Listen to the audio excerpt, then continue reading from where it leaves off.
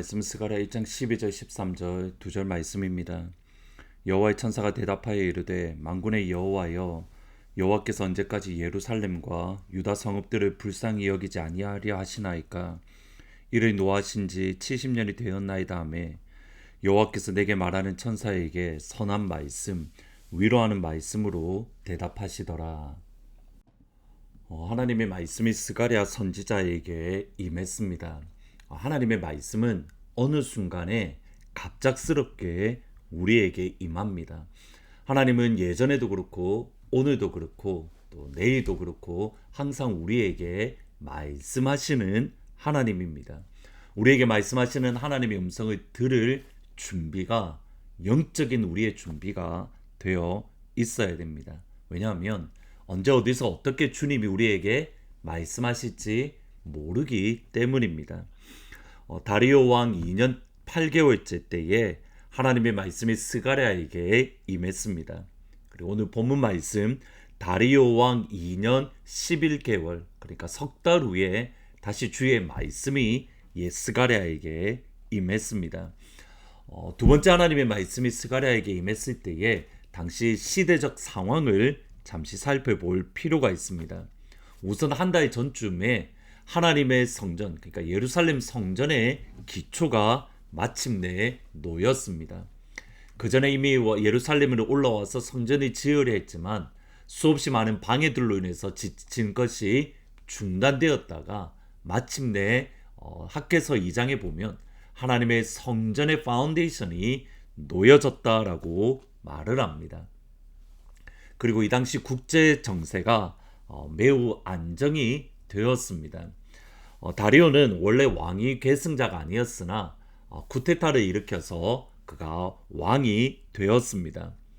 그가 왕이 된 이후에 그를 반대하는 수없이 많은 반란 세력들이 곳곳에서 일어났는데 스가랴의 두 번째 환상이 임할 때쯤에는 이러한 모든 반란들이 진압되었고 다리오 왕의 왕권이 안정되어 가던 시기였습니다.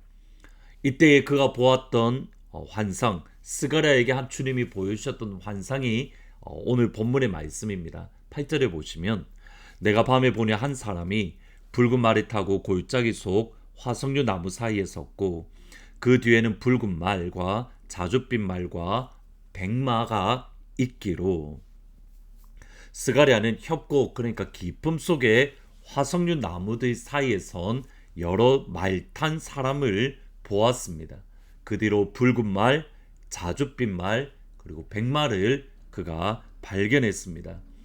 주님 내가 이것을 보는데 무슨 말인지 모르겠습니다. 나에게 이 뜻을 가르쳐 주십시오. 하나님은 스가랴에게 이 말들이 무엇을 뜻하는가 그것을 가르쳐 주시는데 10절과 11절입니다. 화석류 나무 사이에 선자가 대답하여 이르되 이는 여호와께서 땅에 두루 다니라고 보내신 자들이니라. 그들이 화석류 나무 사이에 선 여호와의 천사에게 말하되 우리가 땅에 두루 다녀 보니 온 땅이 평안하고 조용하더이다.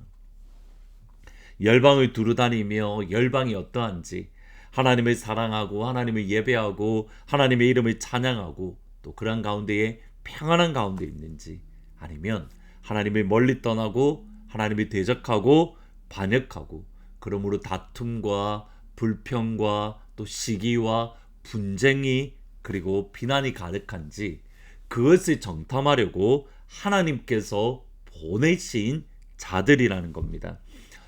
지금 스가랴가 보았던 이 환상은 은연중에 페르시아가 정복했던 나라들을 통치했던 그런 한 방법을 보여줍니다.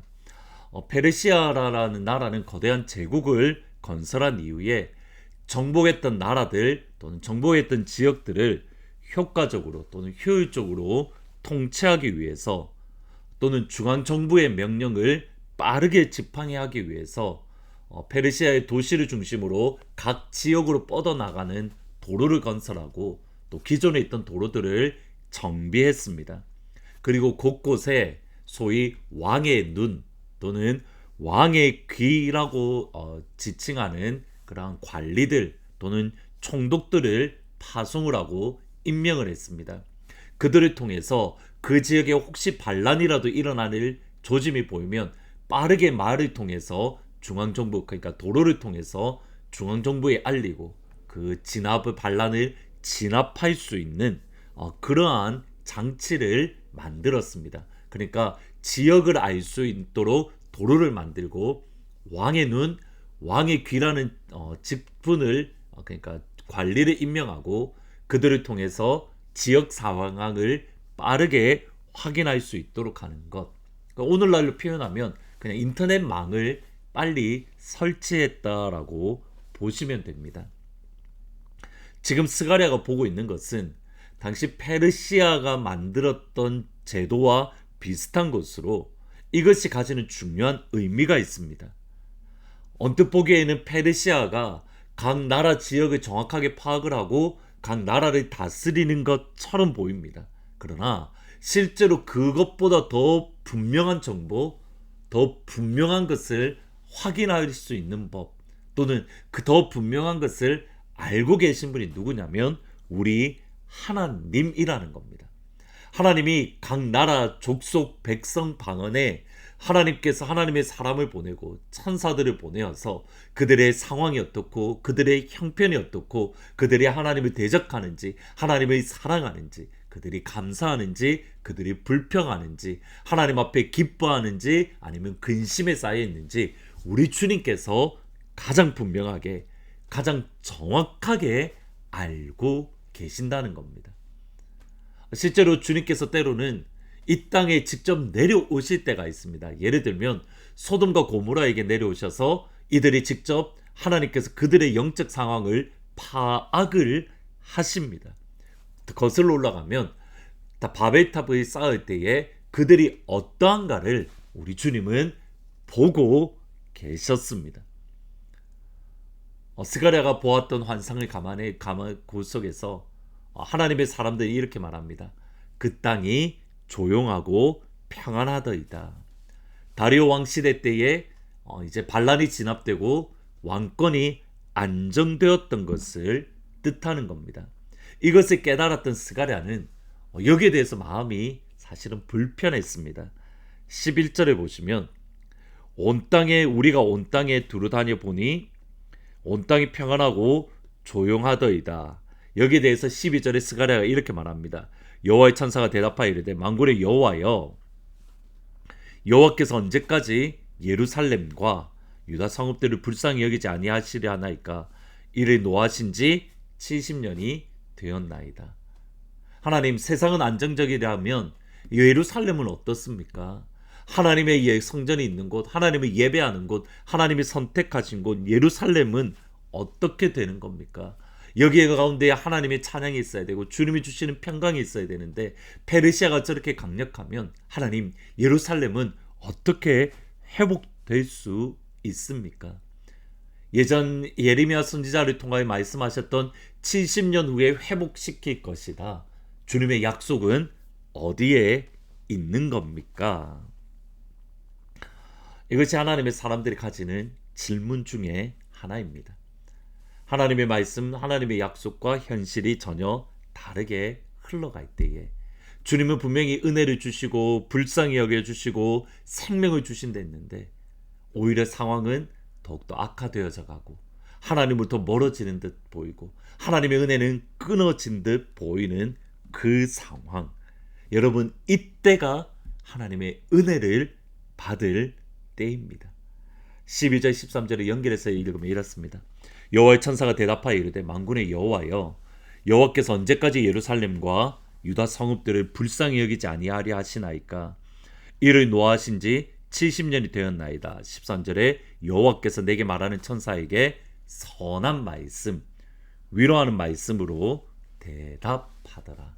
선한 말씀, 위로한 말씀. 우리의 마음이 무너지고 지쳤을 때에 주님 앞에 나아가면 우리 주님은 선한 말씀을 주십니다. 위로하는 말씀을 주십니다. 새 힘을 주십니다. 새 은혜를 우리에게 허락해 주십니다.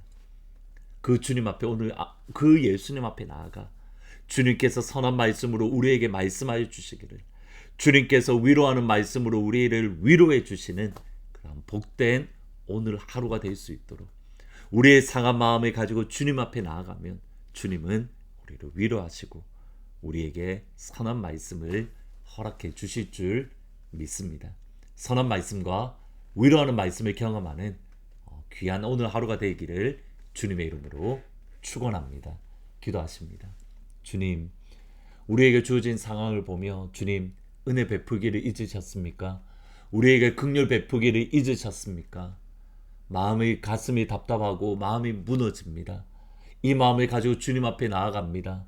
선한 말씀으로 우리에게 말씀하여 주십시오. 위로하는 말씀으로 우리에게 말씀하여 주십시오. 주님의 선한 말씀이 아니면, 주님의 위로하는 말씀이 아니면 우리는 무너질 수밖에 없습니다. 위로하는 말씀을 주십시오. 선한 말씀을 하나님은 모든 가족들에게 충만하고 풍성하게 허락하여 주옵소서. 그 주님께서 하나님은 모든 가족들을 주님의 능력의 손으로 치유하시고 말씀을 보내어 이 시간 치유하여 주십니다. 예수님이 치유하십니다. 예수님의 이름으로 기도합니다. 아멘. 주님 앞에 가까이 나아가면 주님은 선한 말씀, 위로하는 말씀을 주실 줄 믿습니다. 그 은혜를 경험하는 오늘 하루가 되기를 주님의 이름으로 축원합니다. 내가 매일 기쁘게 순례의 길에 남은 주의 팔이 나를 안보함이요 내가 주의 큰 복을 받는 참된 비결은 주의 영이 함께함이라 전에 죄에 빠져서 평안함이 없을 때 예수 십자가의 공로 힘입어 그 발 아래 엎드려 참된 평화